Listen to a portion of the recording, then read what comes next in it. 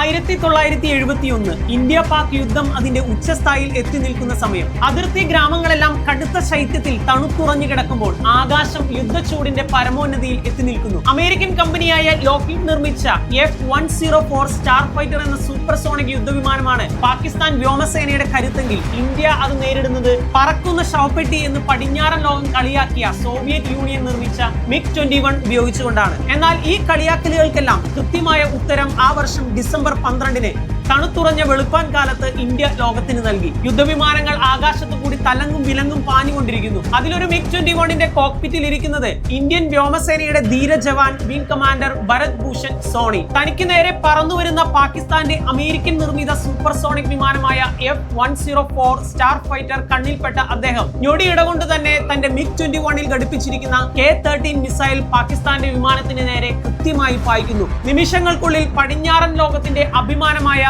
F-104 star fighter ഒരു തീഗോളമായി മാറ്റപ്പെടുന്നു. 1950കളിൽ Soviet യൂണിയനിൽ ജന്മമെടുത്ത് 1963-ൽ Indian വ്യോമസേനയുടെ ഭാഗമാവുകയും നാളിതുവരെ ഇന്ത്യൻ സൈനിക ശക്തിയുടെ കരുത്തിന്റെ പ്രതീകമായി പ്രവർത്തിക്കുകയും 2025 സെപ്റ്റംബറോടുകൂടി പൂർണ്ണമായും ഇന്ത്യൻ വ്യോമസേനയിൽ നിന്ന് വിരമിക്കപ്പെടുകയും ചെയ്യുന്ന MiG-21 എന്ന ഐതിഹാസിക പോർവിമാനത്തിന്റെ കഥയാണ് ഈ ആഴ്ച 7 മിനിറ്റ് സ്റ്റോറിയിൽ ഉൾപ്പെടുത്തിയിരിക്കുന്നത്. പുതിയൊരു എപ്പിസോഡിലേക്ക് സ്വാഗതം.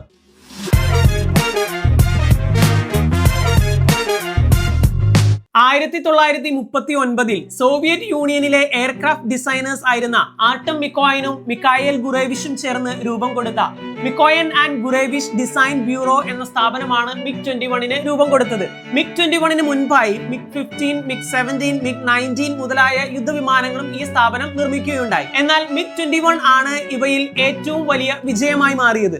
4 ഭൂഖണ്ഡങ്ങളിലായി 60ഓളം രാജ്യങ്ങൾ MiG-21 തങ്ങളുടെ രാജ്യ സുരക്ഷയ്ക്കായി ഉപയോഗിക്കുകയുണ്ടായി. Guinness book of world record അനുസരിച്ച് ഏറ്റവും അധികം ഉൽപ്പാദിപ്പിക്കപ്പെട്ട സൂപ്പർസോണിക് പോർവിമാനം എന്ന ഖ്യാതിയും MiG-21നാണ് ലഭിച്ചിരിക്കുന്നത്. 11,000ഓളം MiG-21കളാണ് ലോകത്ത് ഇന്നേ വരെ നിർമ്മിക്കപ്പെട്ടിട്ടുള്ളത്. പ്രധാനമായും ഇവ നിർമ്മിച്ചിട്ടുള്ളത് റഷ്യയിലെ ഗോർക്കി, മോസ്കോ, ടിബിലിസ് എന്നീ പ്രദേശങ്ങളിൽ സ്ഥിതി ചെയ്യുന്ന ഫാക്ടറികളിലാണ്.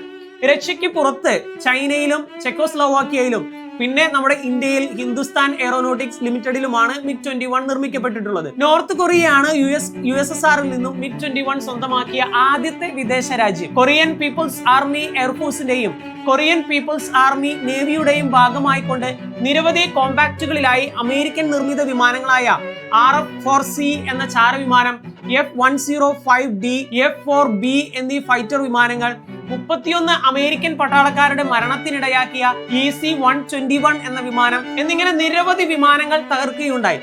1970കളിൽ വിയറ്റ്നാം യുദ്ധത്തിലും അറബ് ഇസ്രയേൽ യുദ്ധത്തിലും എതിരാളികളുടെ പേടി സ്വപ്നമായിരുന്നു MiG-21. ഒരു ഇന്റർസെപ്റ്ററിന്റെയും ഫൈറ്റർ ജെറ്റിന്റെയും സവിശേഷതകൾ ഒരേ സമയം ഉൾക്കൊള്ളുന്ന സോവിയറ്റ് യൂണിയന്റെ ആദ്യത്തെ വിമാനവും MiG-21 ആയിരുന്നു. ഡെൽറ്റ വിംഗ് എന്നറിയപ്പെടുന്ന ത്രികോണാകൃതിയിലുള്ള വിംഗ് ഡിസൈൻ നൽകിയ മാർക്ക് II വരെ എത്താൻ സാധിക്കുന്ന ഉയർന്ന വേഗതയും സ്റ്റെബിലിറ്റിയും, ഇന്റർസെക്ഷന് വളരെയധികം സഹായിക്കുന്ന ഉയർന്ന ക്ലൈം റേറ്റും, താരതമ്യേന കുറഞ്ഞ ഭാരവും വലിപ്പവും നൽകിയ മൊബിലിറ്റിയും, വളരെയധികം കുറഞ്ഞ മെയിൻ്റനൻസ് ചെലവും MiG-21നെ പെട്ടെന്ന് തന്നെ പോപ്പുലർ ആക്കി മാറ്റി എന്നുള്ളതാണ് വാസ്തവം. K-13 എയർ ടു എയർ മിസൈലുകളും 23mm കാനൺ ഗണ്ണുകളും വഹിക്കുവാനുള്ള MiG-21ന്റെ കഴിവ് കടുത്ത പ്രകടനശേഷിയുള്ള ഒരു ഇന്റർസെപ്റ്റർ ആക്കി മാറ്റി ഈ പോർ വിമാനത്തെ. ആദ്യത്തെ MiG-21 ഇന്ത്യൻ മണ്ണിൽ പറന്നിറങ്ങുന്നത് 1963-ലാണ്.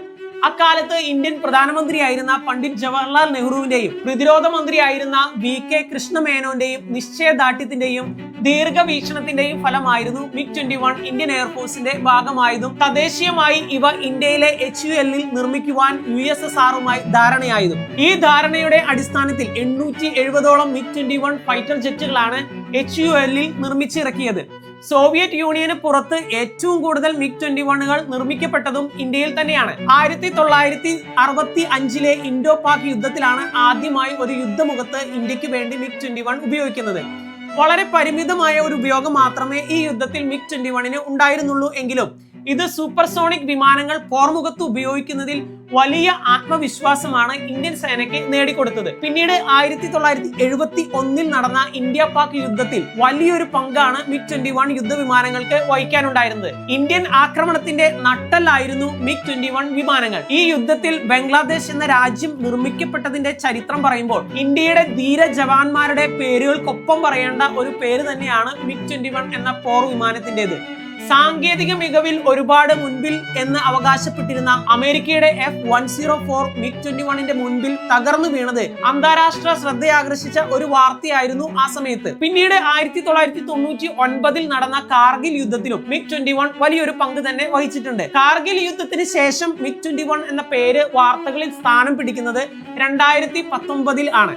പാകിസ്ഥാൻ തീവ്രവാദികൾ നടത്തിയ ആക്രമണത്തിന് ഇന്ത്യ പ്രത്യാക്രമണം നടത്തുമ്പോൾ ഇന്ത്യയുടെ ധീര ജവാൻ വിംഗ് കമാൻഡർ അഭിനന്ദൻ വർദ്ധമാൻ താൻ പറത്തിയ ഒരു MiG-21 ഉപയോഗിച്ച് ഒരു ഡോഗ് ഫൈറ്റിലൂടെ പാകിസ്ഥാന്റെ അമേരിക്കൻ നിർമ്മിത F-16 വിമാനം തകർത്തിടുകയായിരുന്നു. ഇസ്രയേലി റഡാറും മോഡേൺ ഏവിയോണിക്സും ബിയോണ്ട് വിഷ്വൽ റേഞ്ച് BBR മിസൈലുകളും ഉപയോഗിച്ച് അപ്ഗ്രേഡ് ചെയ്ത MiG-21 ബൈസൺ എന്ന മോഡലാണ് വിംഗ് കമാൻഡർ അഭിനന്ദൻ വർദ്ധമാൻ പറത്തിയിരുന്നത്. ധീരനായ കഴിവുറ്റ ഒരു വൈമാനികൻ കോക്പിറ്റിൽ ഉണ്ടെങ്കിൽ ഇപ്പോഴും ഒരു കൈ നോക്കാൻ സാധിക്കുമെന്ന് MiG-21 തെളിയിച്ച ഒരു സംഭവമായിരുന്നു ഇത്. കാലം കടന്നുപോയപ്പോൾ പുതിയ സാങ്കേതിക വിദ്യകൾ ചുവടുവെച്ചതോടുകൂടി MiG-21 ഒരു കാലഹരണപ്പെട്ട പോർ വിമാനമായി മാറിയിരിക്കുന്നു. അതിന്റെ സാങ്കേതിക സംവിധാനങ്ങൾ പുതുതലമുറ വിമാനങ്ങളോട് കിടപിടിക്കുന്നവയല്ലാതായി മാറിയിരിക്കുന്നു. ഇന്ന് MiG-21 വിരമിക്കലിന്റെ വഴിയിലാണ്. ആകാശത്ത് നിന്ന് മറഞ്ഞു പോകുമെങ്കിലും അത് കോറിയിട്ട ഇതിഹാസത്തിന്റെ ചരിത്രം ഒരു ഇന്ത്യക്കാരന്റെയും മനസ്സിൽ നിന്ന് മാഞ്ഞു പോവുകയില്ല. അവസാനത്തെ MiG-21 രാഷ്ട്ര സേവനത്തിൽ നിന്നും വിരമിക്കുമ്പോൾ പോലും അതിന്റെ സൂപ്പർസോണിക് ഗർജനം നമ്മെ ഓർമ്മിപ്പിക്കും. ഒരിക്കൽ സ്റ്റാർ ഫൈറ്ററിനെയും F-16നെയും ഒക്കെ തകർത്ത് കളഞ്ഞ ഒരു ധീരനാണ് താനെന്ന്. മറ്റൊരു ചരിത്ര കഥയുമായി 7 Minute സ്റ്റോറിയിൽ അടുത്ത ആഴ്ച വീണ്ടും കാണാം. Please comment, like and subscribe.